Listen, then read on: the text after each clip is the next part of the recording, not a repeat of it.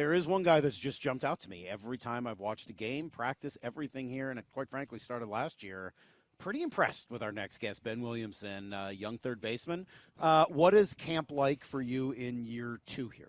Like, I know myself way better than I've ever knew myself before. Who taught you that? Who helped you with that journey?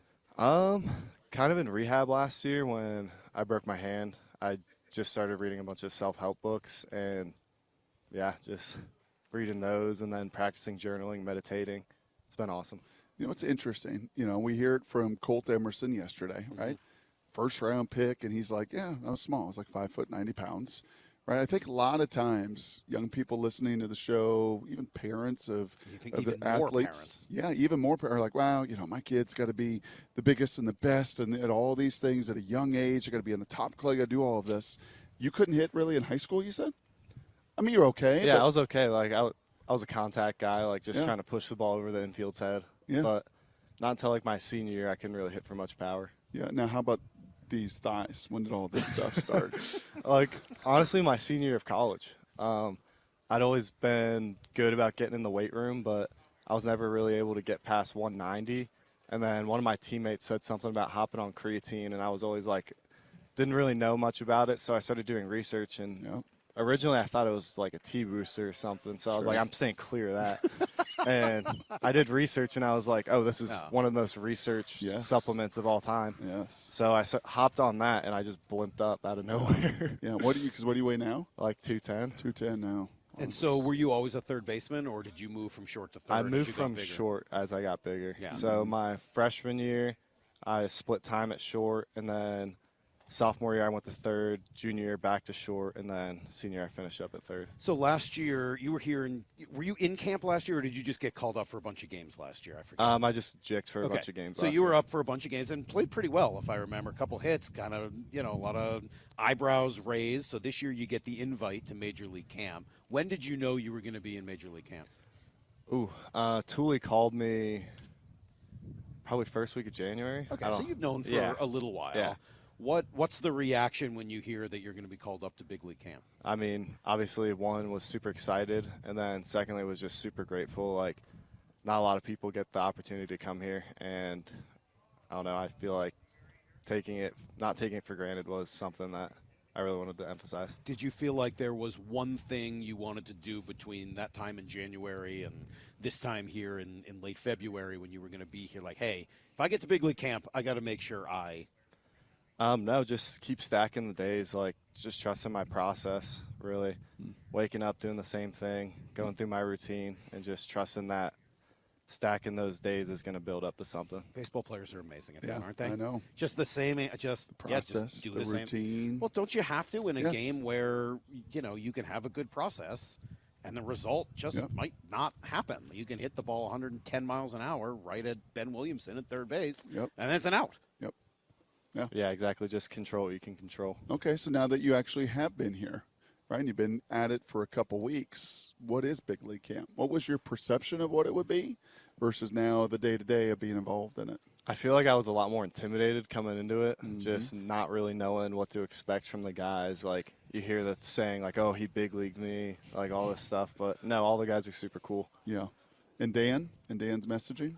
Yeah, I mean, he's super clear, super concise. Knows exactly what we want to do, and everybody's here to win a championship. You feel like you have a chance to compete for the job. It's always a little different in this sport than some of the other sports that we cover. Do you feel like you're coming to Big League Camp and you're like, you know what, doggone it, I'm here. I might as well have a legitimate chance to knock down the door and go compete for the job and be the third baseman of the Mariners? Like I said before, I'm just trusting my process, and wherever that takes me, it takes me. But I'm not really looking that far ahead, just controlling what I can control right now. Is it realistic to play in the big leagues this year, though? I hope so.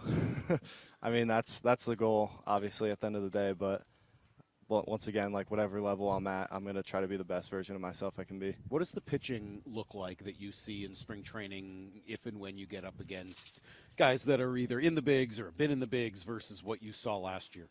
Yeah, a lot of it's just the stuff is very similar in terms of movement profiles, but where they throw it is obviously a lot different. They're going to pitch to their strengths, and when they can attack your weaknesses, and that's pretty much the biggest thing I've noticed. What can you be as a bat? You're no longer just pushing guys around the bases. What can your bat be at this level?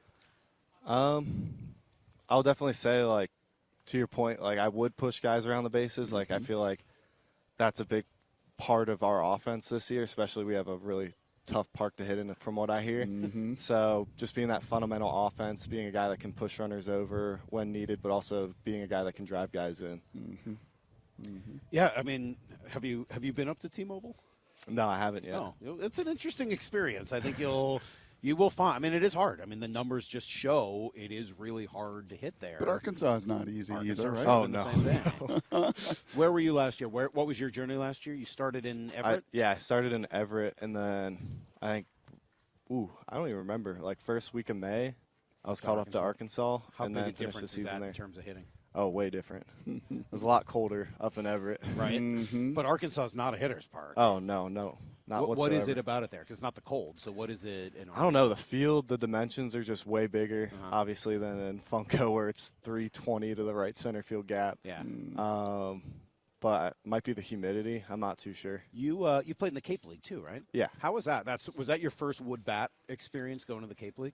No, I played summer ball the last few years before that in the CPL, and then in Vermont in the NECBL. And then my senior year, I really wanted to show that I could play up to a high level outside of the CAA, because coming from a mid-major, teams were questioning whether or not, like, facing better competition, I would do good. So going up to the Cape and proving that I could compete at a high level was You hit the really crap out of the important ball to in the me. Cape. I was just looking at the numbers. It's like, damn, you did really well in the Cape League. So was that sort of a moment where you're like, hey, okay, I've kind of got this. I feel like I can play at the next level?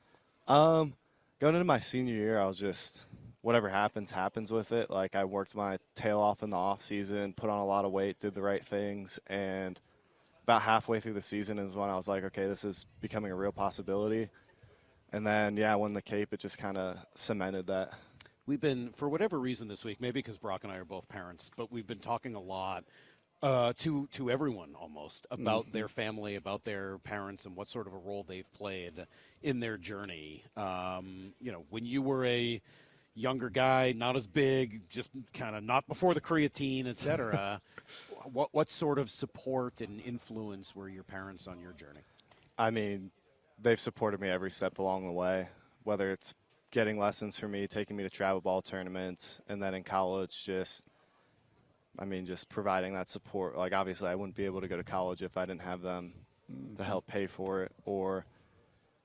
I really just can't thank them enough. It's pretty cool. Best big leaguer to come out of William and Mary. Who's the best? Ooh. Has there been a big leaguer to come out of William? Yeah, there's been a couple. Okay. I don't know in terms of stats or whatever, but I know Will Rhymes, Oh, yeah. currently with the Dodgers front office, I think. Yeah. Okay. All right. He was a William and Mary. He was William and Mary. Tribe?